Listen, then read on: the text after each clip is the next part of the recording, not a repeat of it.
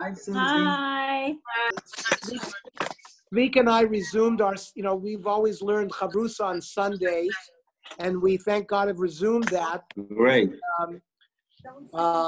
He's sharp as a tack, and still having physical therapy for walking, but otherwise he's making a tremendous amount of progress. Right, Baruch Hashem. Baruch Hashem. He is. He's walking with physical therapy. Yes. Where is your thing? Where are you looking? Where are you? Yeah, we're going to do tonight Perek Chet. By the way, most of you are on my email list. When I send out things, and I sent out a criteria by the OU and the Rabbinical Council of America about their plans about reopening shuls. Very interesting guidelines that they've put out. And one day there could be a subject for discussion halachically. Why they decided to do certain things that they did, and I think they're far away from opening, but they're already talking about. And the Aguda has come out with their own, very similar, some minor differences. I think differences in tone. I think the OU and the RS, it was a very, very strongly worded statement. Yeah. But anyways, things, just like the rest of society is opening up, we can expect to hear more and more about our communal societies as well. So tonight we're going to do, we've made up to Perek Ches. After the debacle with Achan, who say again? What pasuk? That was in Perek Ches. Aleph, Ches, Aleph. Perek Ches, pasuk Aleph. Last week we finished with the whole episode of Achan, who even though there was a cherem, Yoshua had established that you shouldn't take anything from Yericho. Achan took from Yericho, and for that reason they were punished. And when they tried to capture the city of Ai, which was to the west of Yericho, they were chased away and they couldn't capture it. And in fact, the 36 people died. Some say it was Yair ben Menashe among them, or only Yair ben Menashe, because he was Rav of Sanhedrin. And eventually Achan, remember, was executed. He was chosen by the Urim V'Tumim, and then he was stoned and burned. And there's a shaila, maybe his children as well. Some say yes, some say no. And now, Vayom Hashem al Yoshua al tirav al techat. Now you have nothing to fear anymore. You identified the criminal. You got rid of him. Now the city of Ai is going to fall. However, kachimcha et kol am hamilchama. Here, you're not going to take just a small group. Remember, the spies that he had sent said just to take 3,000 people.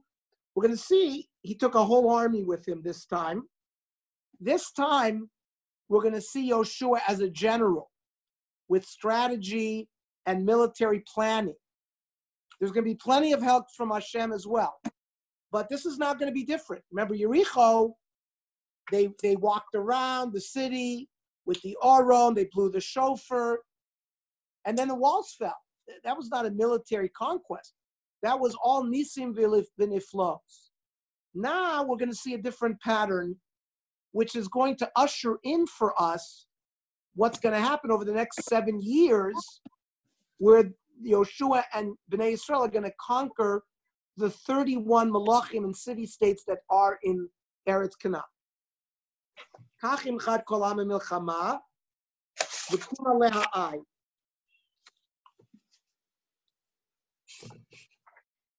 Re'ei natati biyadcha et melech ha'ai v'tamo. I'm going to give to you the king of Ai and his people, that tirov et artzo, and the lands around him.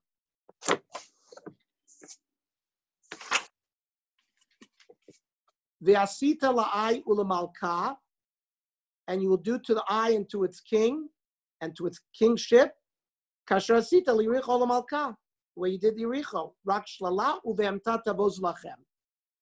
There's going to be a difference. No more cherem.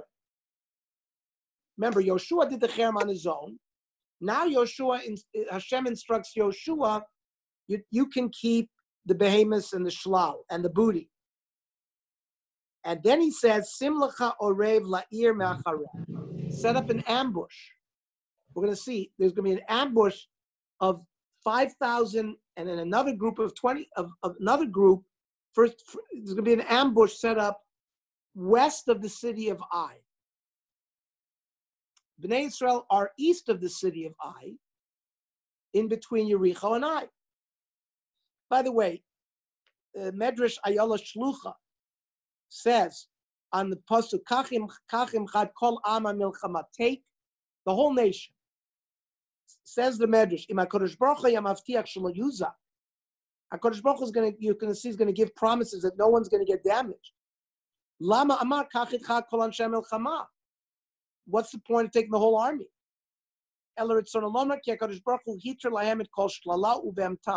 It has to do with the fact that now Kadosh Baruch Hu permitted them to take booty. So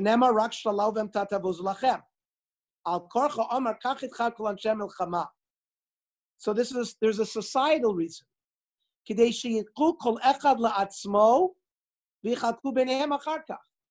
All of the Jewish people are going to get the booty.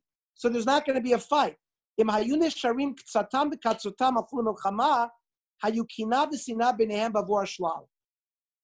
He understood psychologically that if only a portion of the Am would go in, then only the small group of people would get the booty, and there would be Sina and Kina.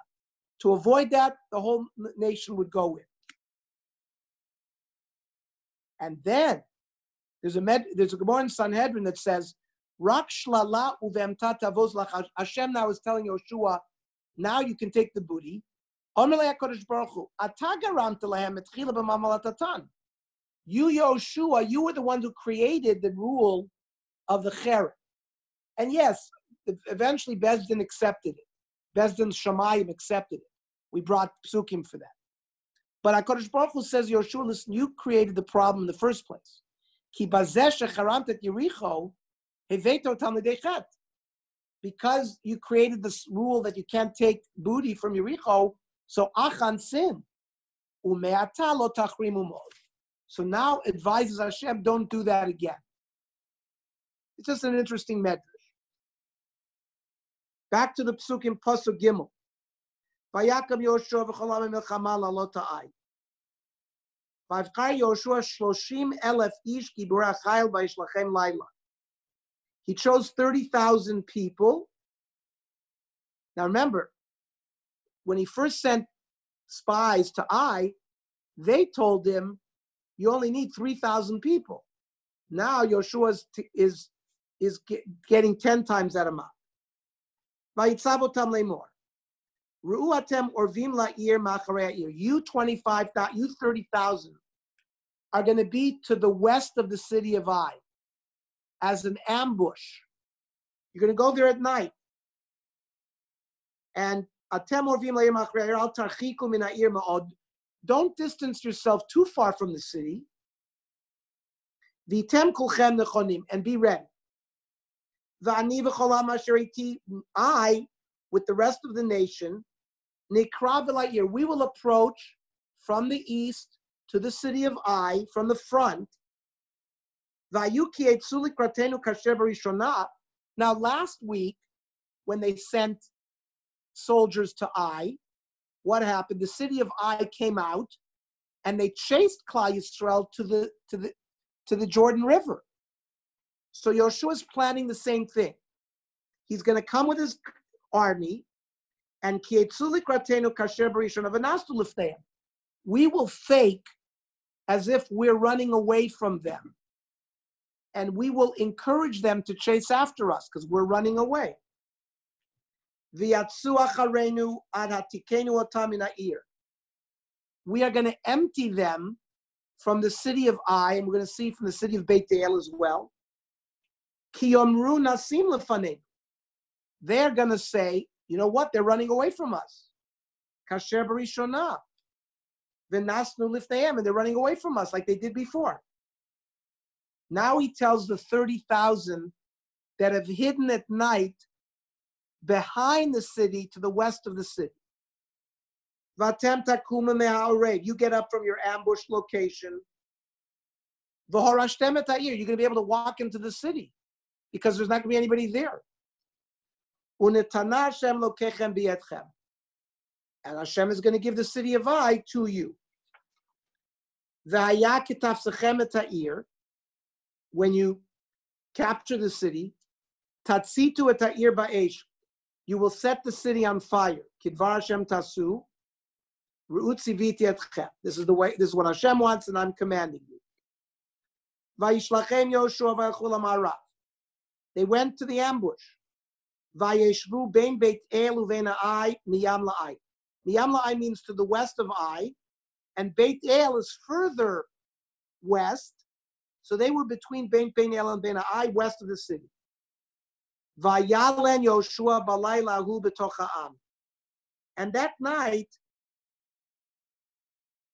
Liot nachon b'ashkamot haboker, says Rashi, Yoshua slept with the people to be ready for the morning, in the middle of the camp, says the Radak, to be mizares them, to wake up early, right? A good general is always with his soldiers.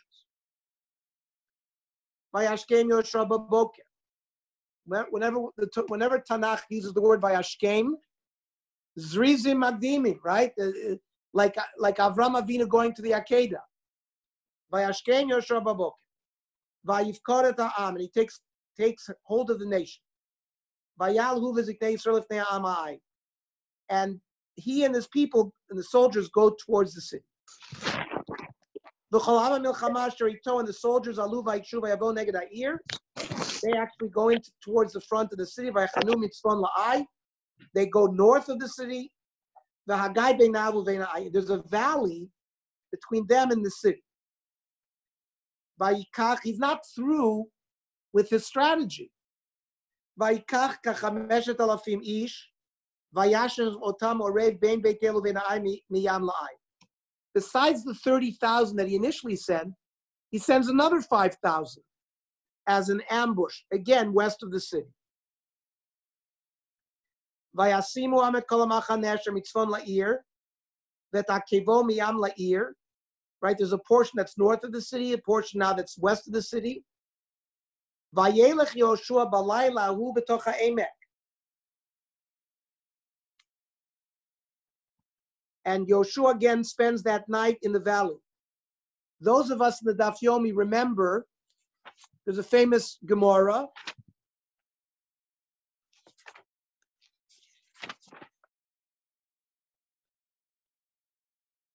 Amar Rabbeinu, says Rashi, Shalom ba'omko shel halacha. He learned Torah. Now, over there, the Gemara and Megillah went through a whole thing that the night before they captured Yericho, they were preparing battle. So they were Mavatal Talmud Torah.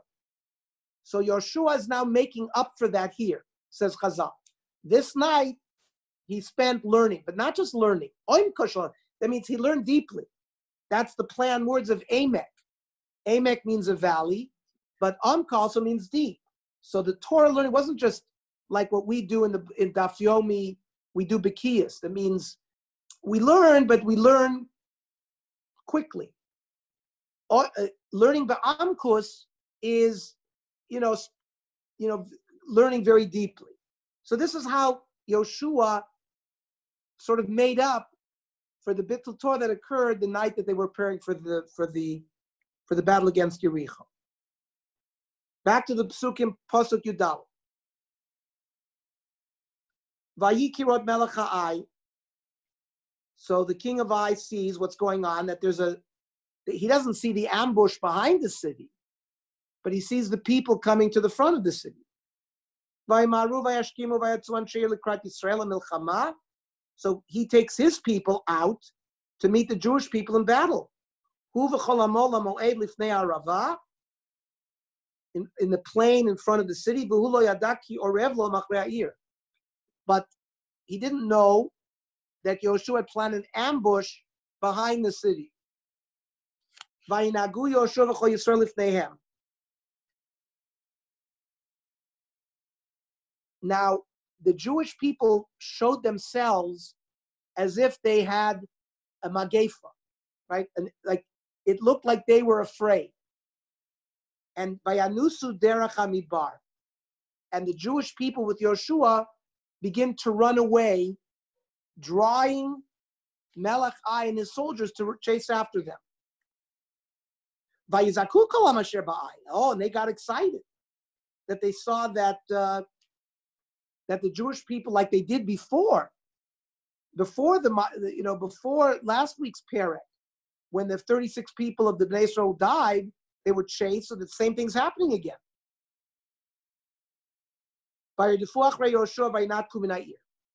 So by chasing after, they left no guards back in the city. They emptied out the city. V'lo nishar ish ba'ai u'veit el. Not only was I evacuated, but Beit El must have been the same Malchus, Melech Ai ruled over Beit El, and the same people in Beit El also ran with the people of Ai to chase after Klal Yisrael.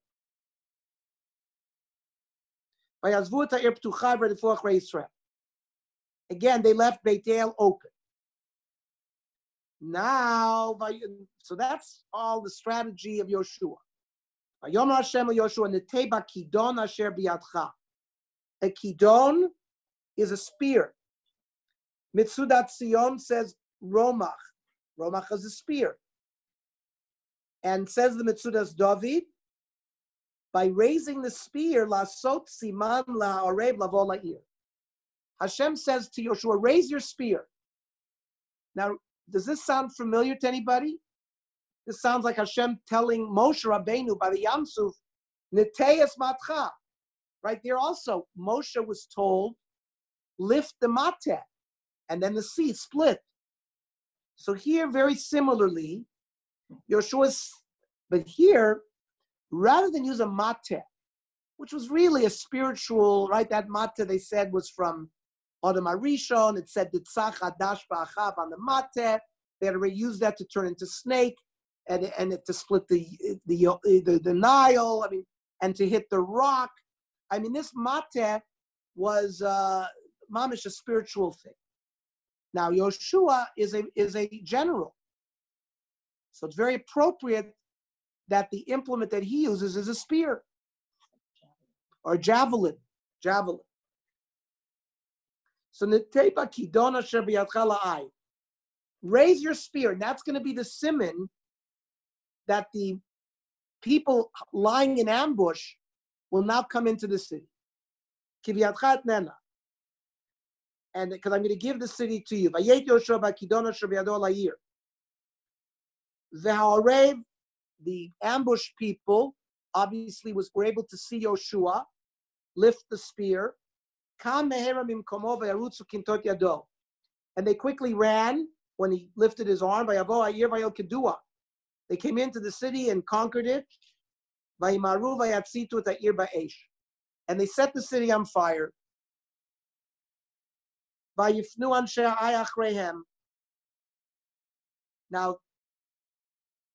the people of Ai who had been chasing Klal Yisrael, they turn around and what do they see? They see their city is up in flames.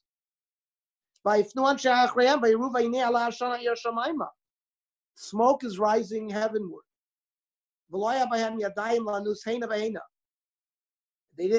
Now they're trapped between the Jewish people that they've been chasing and the people that have entered the city. So they don't know where to go.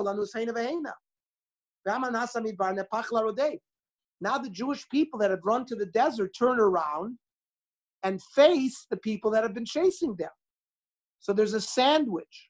The people of Ai are now sandwiched between the 35,000 members of the soldiers of Yoshua that were lying in ambush and now are in the city, and the Jewish people who were being chased but now turn around, and the people of Ai and Beit El are now being sandwiched between the two armies. Yoshua and the people see that the ambushed people had conquered the city. They also see the smoke. Now they begin to do battle with the Anshe Ai. And some of the Jewish people came out of the city of Ai to complete the trap. Right? They were like in a vise. And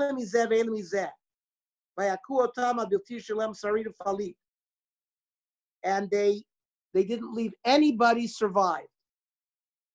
They captured the king of Ai alive. And they brought him close to Yoshua.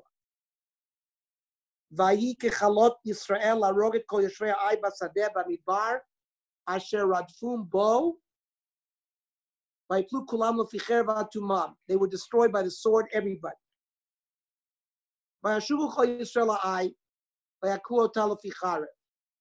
And again, the Jewish people go back to Ai. Whoever is left is killed. And we're given the casualty list. 12,000 people were killed. Yoshua is left standing with the spear above until the destruction is complete. And to fulfill what they were told, the animals and the other wealth of the city, the Jewish people took as booty.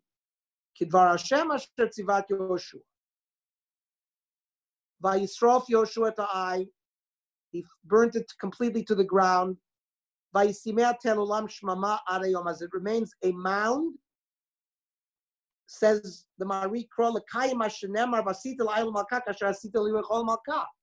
just like Yericho was completely destroyed, they had to do the same thing to the city of Ai.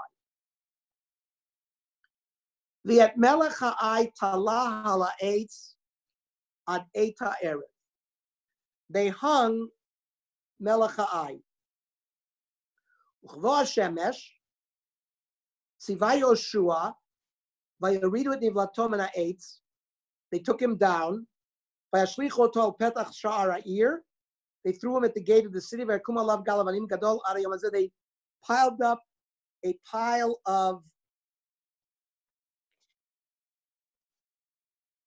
pile of rocks. Now,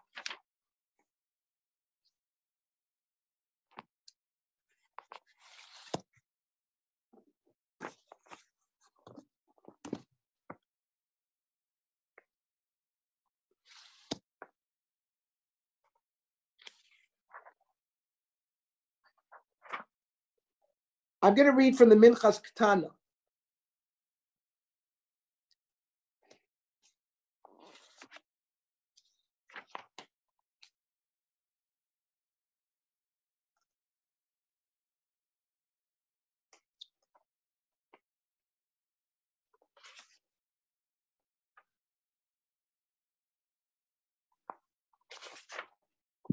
Can I interrupt a second, Ernie?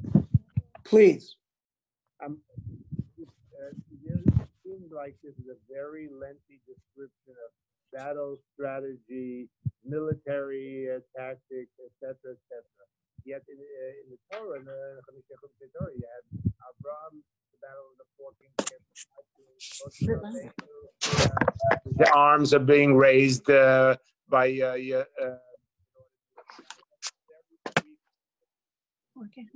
Bernie, we can't hear you, man. Sorry?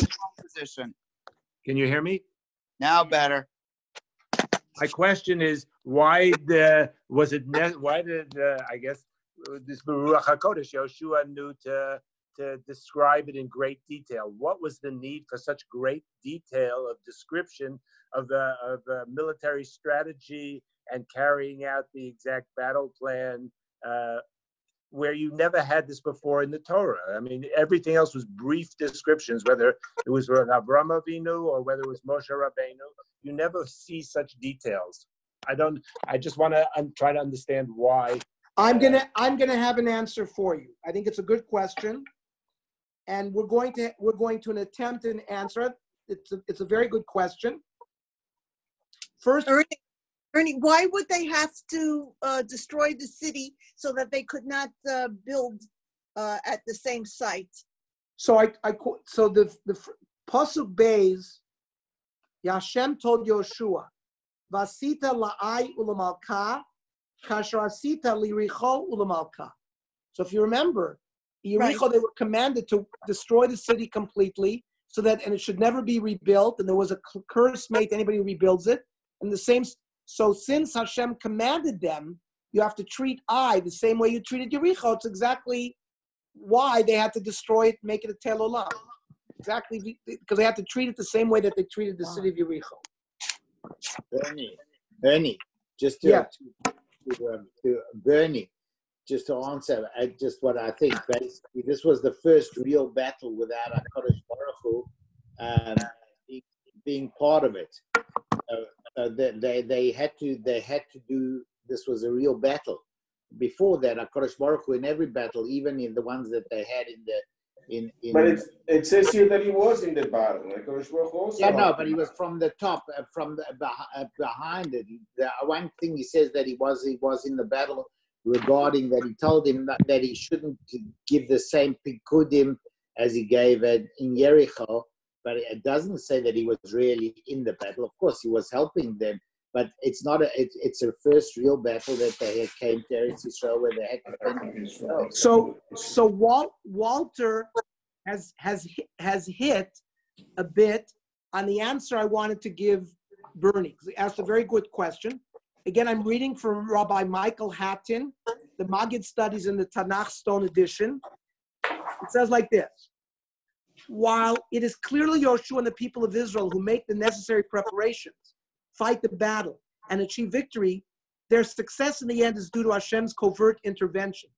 Inspired at precisely the right moment, Yoshua raises the spear, and the rest of the plan unfolds with perfection. The military historian, who hypothetically observes the battle from the outside, sees only Yoshua's stroke of brilliant timing and the people of Israel's determined attack. But the more perceptive onlooker, who possesses deeper insight into the true nature of the miraculous, are able to discern the hand of God. In glaring contrast to Hashem's obvious involvement at Yericho, therefore, the Battle of the Eye introduces, like Walter said, a new stage in his evolving relationship with Israel. Just as he indicated to Yoshua, he will always be with them and will not abandon them to the cruel designs of their foes. But unlike the obvious and irrefutable proof of his salvation that was provided by the plagues, the Exodus, the splitting of the Sea of Reeds, the crossing of the Jordan River, and the victory of Jericho, here Hashem begins to retreat behind the veil of natural events. This is in order to allow the people of Israel the opportunity to forge their own path, to make autonomous decisions and to learn the difficult lessons of their own mistake. But let no man of Israel make the error of equating divine silence with divine absence, as if a dearth of miracles indicates his detachment, unawareness, impotence, or non-existence. So I think that's what's going on. The same way that we went through a transition, and in the desert we ate man and the be'er, but now that's no longer going to happen. I didn't say when you raised the thing, but it was so many miles away. Because Hashem was giving them the information. That shows Hashem was. But Ernie, yes, when he lifted his javelin, right? He was in the west or no, east or whatever. East. And the other team was on the Miles west. away. Now, miles away. How are you going to see his sword? because he must So you have Hashem was involved. he must have positioned himself on a height, because that was the signal. Yoshua had to give him a precise signal when to enter the city when Yoshua knew that they had drawn all the people out of there. So they had to see him. Ernie, it was miles away. Ernie. Well, the one thing that you see over here is there was one other battle where there was a lot of details, and that was the battle with Amalek. And you see over here, Yoshua has to do with raising his hand over here for the javelin, raising the javelin. Maybe that's also got to do with he saw from Moshe Rabbeinu that when you need HaKadosh Baruch Hu's help, Moshe Rabbeinu also had to hold his hands up. So maybe this is part of that as well, that you had to hold your hand up, and that shows that HaKadosh Baruch Hu will help you, and that's how it got help. I don't know. So in modern terms, you could say there's times you should rely on gut will helfen, and there's other times when you have to take the milchama, you do it yourself. You see clearly that Yoshua is now setting up himself as a military leader, and they have to go in as military strategy. Of course, Hashem is going to help them, but they have to do something in more natural ways at this time. Bernie, where was the Bnei Yisrael at this time? Well, after the Battle of Yericho, the whole Bnei Yisrael was already on the other side of the Jordan, or were they still on the east side of the Jordan? No, when we crossed the Jordan, the whole Bnei Yisrael have crossed the Jordan on the 10th day of Nisan. So so basically the whole nation is already. The whole nation was with Yoshua. You know, we're talking about the army, the people from the age of 20 to 60. You know, the army, the large army was the one that came to the city of Ai and then feigned as if they were being chased away. Right. And then the 35,000 who were ambushing in the west came into the city, and then they trapped them in between. Okay. What I was focusing here on is, what did Melech Ai do to deserve this? I mean, and Oh, it's interesting. Why was he, Right. So the Melech. So 1 second. That's what I prepared a beautiful thing, and as usual, I can't find it. But the Minchas Ketana says.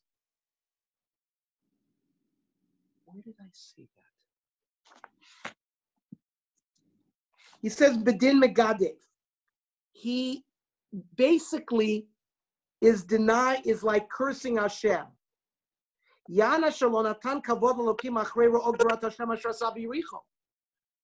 Remember we said, word went out first when they saw the Jordan splitting. The Jordan, we said, was 300 kilometers high. So all of the Canaanite kings saw it.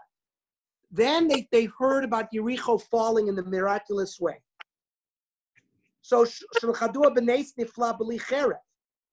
Yericho fell without one sword.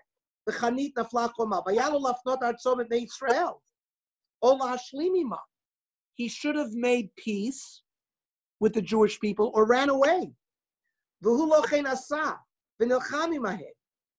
So it's in a sense rejecting Hashem, and your din of Magadev, like if you curse Hashem, you're killed. So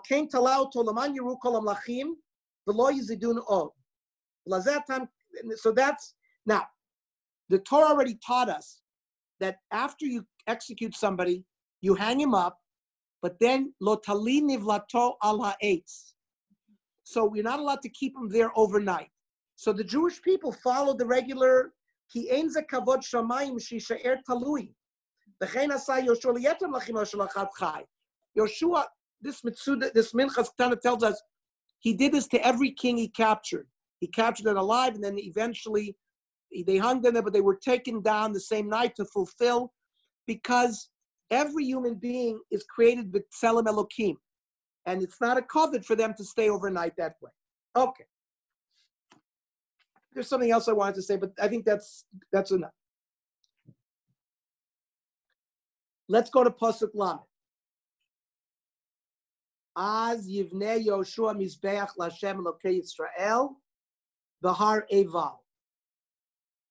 What is going on here, ladies and gentlemen? Parsha zu ksuva mukdam u'meucher shemiyom sha'avrat hayarden asachem.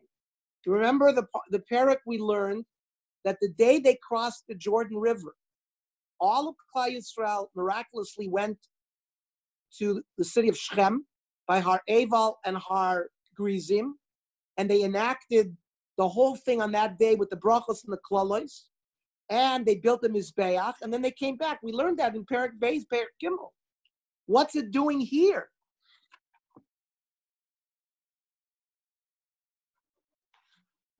Ein mugdam u'ma'ocher b'Torah. Even though it happened many weeks ago when they crossed the Yarden, it's put here. Now we'll see why. There's a reason that we're going to be told why it was put here. But this is not when this happened. This happened when the day they crossed the Jordan. And if we remember, Kasher Tziva Moshe v'Hashem es Bnei Yisrael b'kakasu b'Sefer Torah Moshe, in Sefer Dvorim, that they would go and build a Mizbeach and Mizbach Avanim Shleimot. They had to be built of regular stones. Asher lo henif alei and barzel, that the stones had never had been cut with metal. Vayalu alav olot lashem vayizbechu shlamim, and then they would put korbanos there. Pasuk lamed beis. Vayichtav sham al avanim, and they set up stones, and they would write at Mishneh Torah Moshe, and they're going to write Hein hein avanim amorim lamalo. In Perek Daled, we said these are the stones that they wrote the Torah on.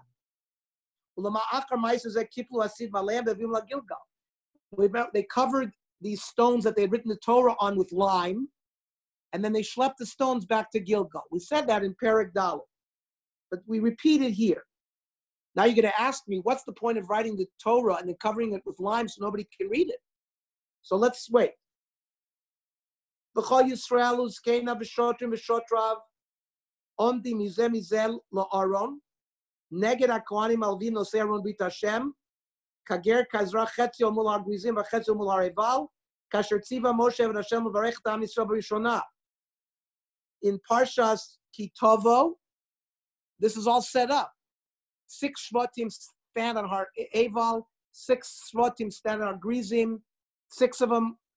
There are brachas that are said, there are klolos that are said, and this all occurs on the day that they crossed the Jordan.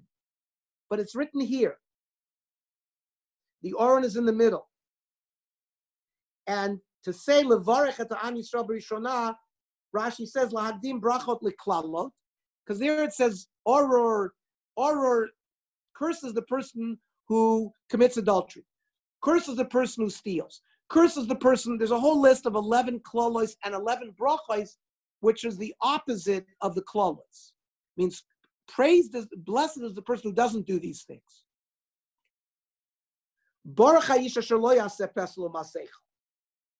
So Rashi is telling us that the order was, first they would say the brachos, then they would say the klolos.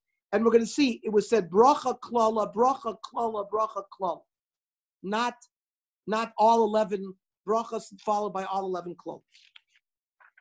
V'achreichen karat kol divrei Torah, habracha v'klola, k'chol hakotuv v'sefer Torah. Then they read all of the psukim regarding these brachas and klolos.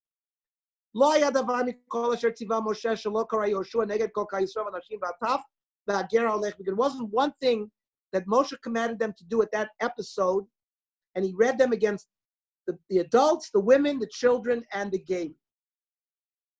Sof posuk. Now, there's a lot to unpack there. So, first, I want to read from the Mechilta from Parshas Yisro. It says he had to build a Mizbech Avanim Shlemot that had not been cut with steel. Says the Medrash, Shamizbech Nivra Larich Yamav Shaladam. The Mizbech's purpose is to lengthen people's lives through atonement. The Habarzel Mekatzer Yamav Shaladam. Steel shortens life. Bullets, swords. Eino bedin sheyanif hamakatzer lamarif. You can't raise the blade on the stone that serves to be marich a person's life. The od, another thing says the Medrash, Shamizbech matil sholem ben Yisrael avim shabashamayim. The Mizbech serves to make peace between the Klal Yisrael and Hashem. Vared varim kal v'chomer. Uma avanim she'enim ro'os. Stones they don't see. Ve'enam shomas they don't hear. V'lo medabros they don't speak. Ayidei shematil shalom ben Yisrael avim shabashamayim amra Torah. In order to make peace between Klal Yisrael and their Father in heaven, Lo tanif alehem barzel. It on stones. We were said don't raise steel on stone. So hamatil sholem ben avon l'chavero. If a human being works at making peace between people, ben ish leishto, between a man and his wife, ben mishpacha lemishpacha, family, ben ir leir, ben uma leuma, al achas kama v'kama shlo tova lov puranos. It's a bracha for such a person.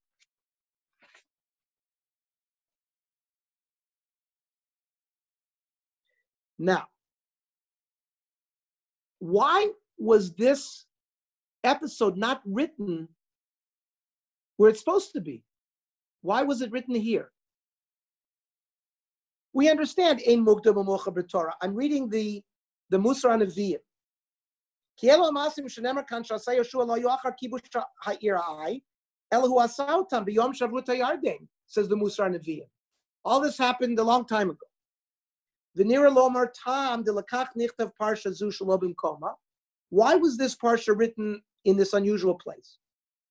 Mishum denemar kan mitchilas the talu et melech ha'ai. Right before we're told about Az Yivnem Yoshua the Mizbeach, we're told about hanging the Melech Ai. V'achar kach nemar shekimu alav galavanim gadol. And they piled stones over where he died. V'arei hamakom lomer ma chata Melech Ai she'asu bo din kazeh. What was going? Why? What did the Melech Ai do to deserve this? Ki hu ma sheyatza lilachem in Yisrael lo haya bazeh shum chen.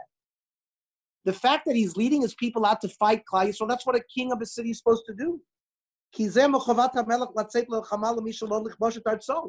Somebody's coming to conquer him. What, he's not going to go out and lead the battle for his people? So why is that a chet for him? To remove this negative thing that you might think,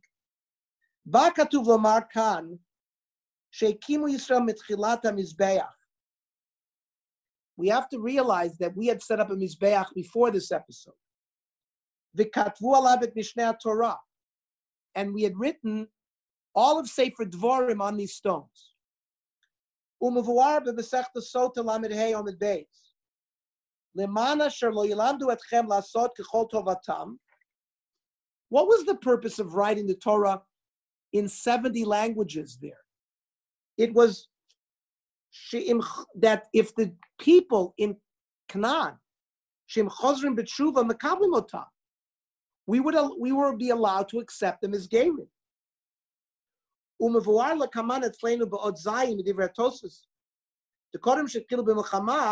Before they would start doing a battle with the city,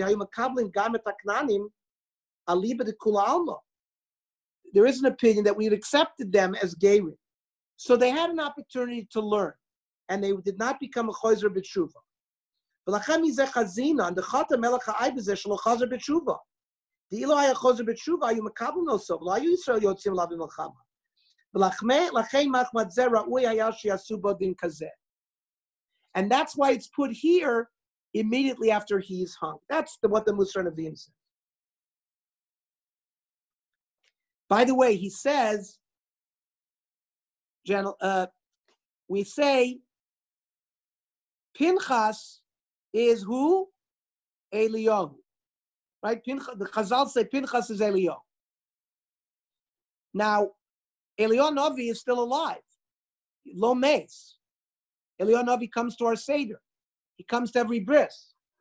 Why was Pinchas zoche to this kind of arichas yomim? He says, "Lefichach zoche Eliyahu shelo shalom b'malach hamavis," because he made shalom ben Klal Yisrael avim b'shamayim with his mice of Zimri. So we see the power of making shalom. For Pinchas, it led to eternal life. To Eliyahu Hanavi, make Pinchas making shalom.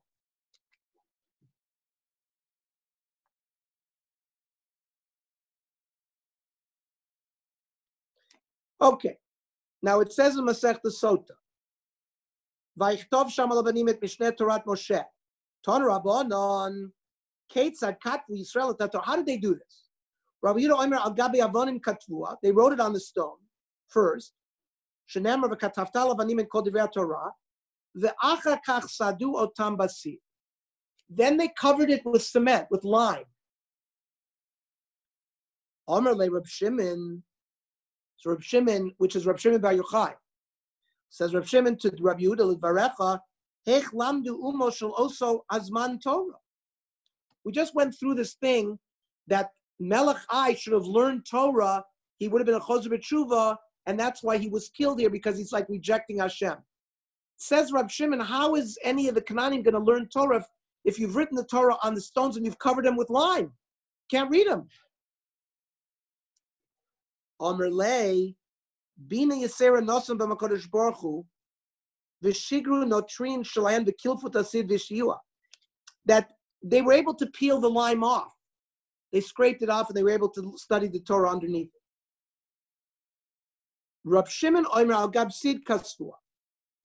He says they wrote it on the line. First they put the stone, they lined it, and then they wrote it on the line. The Kosvalam Lamato Lamana Shelam Du Eschem Lasos Kechola Lamata Shemay Chosrim B'Tshuva Yom Kadmosom. So we see this about Chokas Tanoim, how the stones were actually prepared, and Rab Shimon made it easy for them because the Torah was written so they could read it directly on the cement. And according to Rabbi Yehuda, they had to go through this other method of doing it.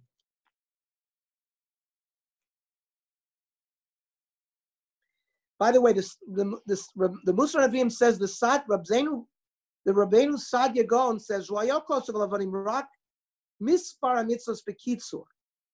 So Rav Sadia Gaon says the whole Torah wasn't written there, just sort of the Roshei Prokim, the main things. Aval Ramban Katav Shekol HaTorah Hayta Ktuva Lavanim Breshit Avnei Kol Yisrael. V'zeh b'derech Nes. V'gam Ktivatam B'Yom Echad Ma'aseh Nisim. The whole thing, if you had to write from Breshis to the end of the Torah, says the Ramban, it's obviously Ma'aseh Nisim. Umasha Banu et HaMizbech v'katvu Lavanim et HaTorah Kul al Har Eval. B'yaru b'sfarim shezeu b'chtei l'fayis shashvatim sheyamdu ala klala bar Eval. So the shvatim that were standing on the mountain that was related to the klalois, so they built the mizbech was to sort of mafayis them, to make them feel better that we're all in this together. Because remember, the Aron was in the middle, 6 shvatim were on Har Eval, and the 6 shvatim were Har Grizim. Shisha shvat says the Masechta Sota Lamed Beis. Shisha shvatim ol l'rosh Har Grizim. The Shisha Shvatim all Rosh Har Eval. The Kohanim Alvim v'Aron Amdim Lamata B'Yam. So the Kohanim Levim, the Aron, was in the middle between those two mountains. Has anybody? I've been to Shechem, and you can see Har Eval. You can see. Has anybody seen that? Raise your hand. It's mamish amazing. One of the mountains, which was the closest mountain, is completely barren. The other mountain is completely green. Sydney, am I correct? It's an amazing thing. And you can see them out when you travel by Shechem. You must see them. HaKohanim Makifet Taron Valvim et HaKohanim. I guess here they did Hakofis too. The Kohanim went around the Aron. The Levim went around the Kohanim. V'chol Yisrael Mikan Mikan. And because they had to fulfill the pasuk, V'chol Yisrael Uzkena V'shotav Ondi Mizel Mizel Aron. Hafchu Pinchas Klape Har Grizim. So Pinchas would turn to Har Grizim, upatku bibracha. Baruch ha'ish asher lo yaseh pesel u'masecha. Ve'elu onin ame. Both mountains would yell out ame. Then, hafku Pinchas klape Har Eval. Pinchas would turn to Har Eval, upatku biklala. Arur ha'ish asher yaseh pesel u'masecha. Ve'elu onin ame. Ad shegomrim brachas u'klalos. There were 11 brachos and 11 klolos that were done in that manner.